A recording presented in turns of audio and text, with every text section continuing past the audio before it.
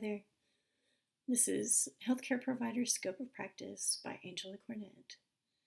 I'd like to open by explaining that I'm getting over the flu, so I apologize in advance for any coughing or the difficulty speaking that I'm having. Because of this, I will not be reading the quotes that I've placed on the slides, but I will explain the content. The scope of practice of a healthcare provider must be considered when working to increase the number of advanced practice registered nurses, or APRNs, and how to fully utilize this role.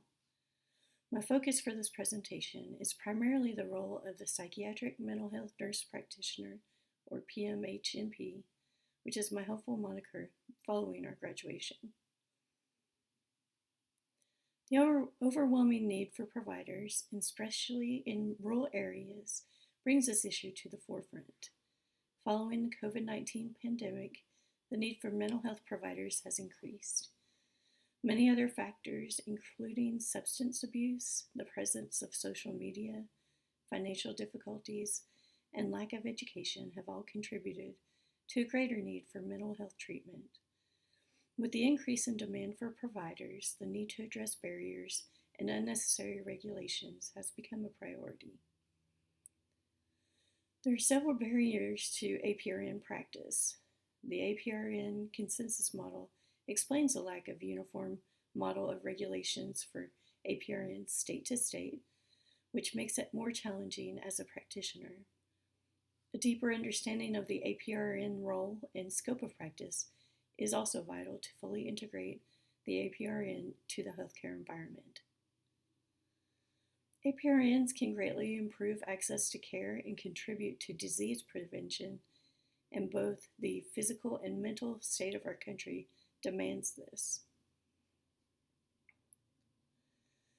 Education, working with leadership, and discussion about policies are key to stimulate the growth of APRN practice.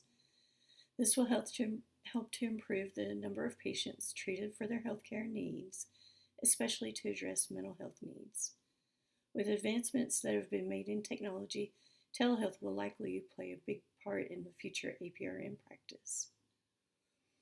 Questions for further discussion: would APRN practice benefit from uniform regulations state to state? Also, what are some disadvantages to removing regulations or restrictions within current APRN practice? In conclusion, to offset the need for APRNs, education is required for both the future APRN and the existing healthcare workforce.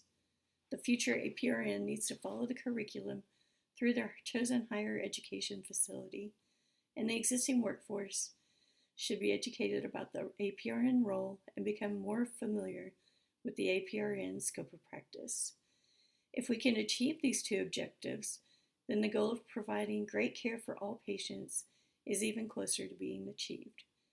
In addition, time needs to be spent removing barriers, especially non-regulatory barriers that impact APRN practice.